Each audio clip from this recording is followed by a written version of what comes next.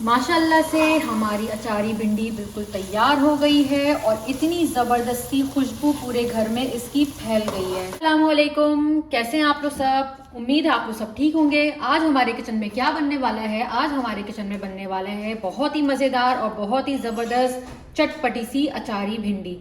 तो चलें स्टार्ट करते हैं। सबसे पहले कुछ चीज़ें हैं जो हमें अचारी भिंडी के लिए चाहिए। उसमें है 1 चमचा साबुत सूखा धनिया, इसको थोड़ा सा क्रश कर लिया था मैंने, और 1/4 टीस्पून सौंफ। सौंफ की जो मिकदार है वो थोड़ी सी कम रखिएगा, इसमें ज़्यादा नहीं रखिएगा। और 1 अदद जो है वो मैंने एक जो डंडी होती है उसके पत्ते मैंने ले लिए थे। ये बिल्कुल फ्रेश कड़ी पत्ते हैं, ये हमने ले लेंगे। 1/4 टीस्पून मैंने लिया है इसमें कलौंजी और 2 चुटकी मैंने लिया है इसमें अजवाइन। ये सारे मसाले चाहिए हमें अचारी भिंडी के लिए। तो अब हम एक कढ़ाई में ले लेंगे ऑयल और उसके बाद इसमें ये तमाम मसाले डाल देंगे। अब हम डालेंगे इसमें 1 चमचा अदरक लहसुन का पेस्ट और इसको अच्छे से तड़का लेंगे। जिस तरीके से हम मसाला भूनते नहीं है उस तरीके से पका लेंगे।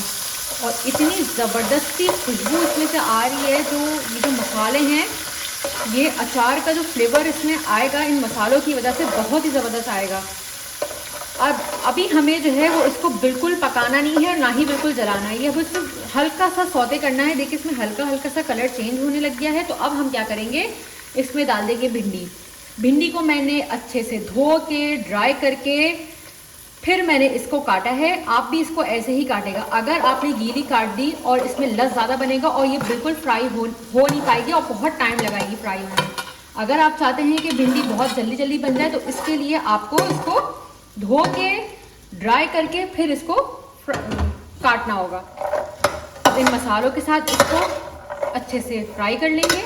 भिंडी पकाते वक्त सिर्फ इसी चीज़ का ध्यान रखना है कि इसमें बिल्कुल पानी ना हो। अगर ज़रा सा भी पानी हुआ तो ये अपना लस छोड़ देगी और बिल्कुल ख़राब बनेगी। तो इस चीज़ का ध्यान ज़रूर रखिएगा और आप वीडियो को एंड तक ज़रूर देखिएगा।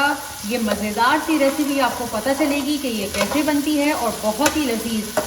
अगर आपने इस तरीके से भिंडी अपने घर में बना ली तो आपके घर में इसी तरीके की फरमाइश होगी भिंडी बनाने के लिए। साइड से भी हम बीच में सेंटर में करके इसको अच्छे से फ्राई कर लेंगे जब तक इसका कलर चेंज नहीं हो जाता। हमें इसको फ्राई ऐसे ही करना है और फ्लेम मैंने बिल्कुल मीडियम टू लो करी हुई है, ज़्यादा तेज़ नहीं है फ्लेम। काफ़ी हद तक ये फ्राई हो गई है, हल्का सा इसका कलर चेंज हो चुका है। अब हम क्या करेंगे, इसमें हम डालेंगे हरी मिर्चें। मैंने 2 अदद मोटी वाली हरी मिर्चें ली थी, वो मैंने इसको गोल गोल स्लाइस में काट लिया। ये हम इसमें डाल देंगे। इसके साथ भी इसको 2 मिनट के लिए हम फ्राई करेंगे।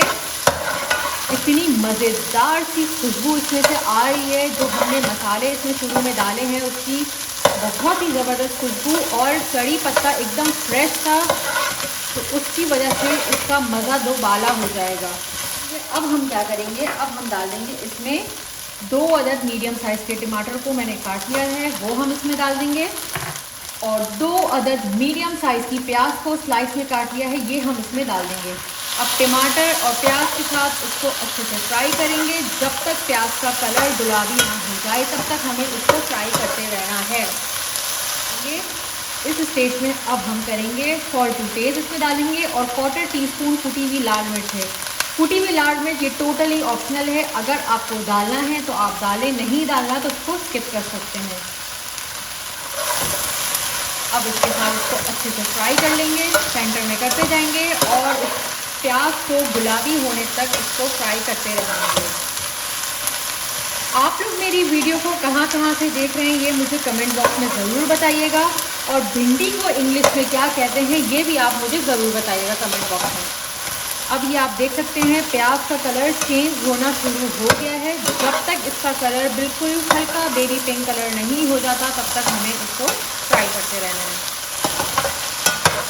और कितने मज़ेदार से इसके कलर लग रहे हैं, रेड, ग्रीन, और ये जो प्याज का कलर है कितना खूबसूरत लग रहा है।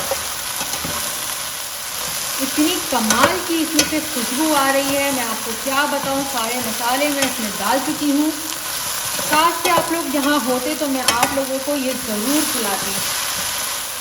प्याज का कलर मुकम्मल तौर पर चेंज हो चुका है। इसको हम इस तरीके से करेंगे सेंटर में, चमचे को हम हटा लेंगे और इसके ढक्कन को हम ढक देंगे और फ्लेम को कर देंगे बिल्कुल लो। फ्लेम हमने बिल्कुल लो कर दी है। जब तक ये भिंडी अच्छे से गल नहीं जाती, प्याज गल नहीं जाती, टमाटर इसमें बहुत अच्छे से मिक्स नहीं हो जाते, उस वक्त तक हम इसको पका लेंगे और इसमें तकरीबन टाइम लगेगा 15 to 10 मिनट्स।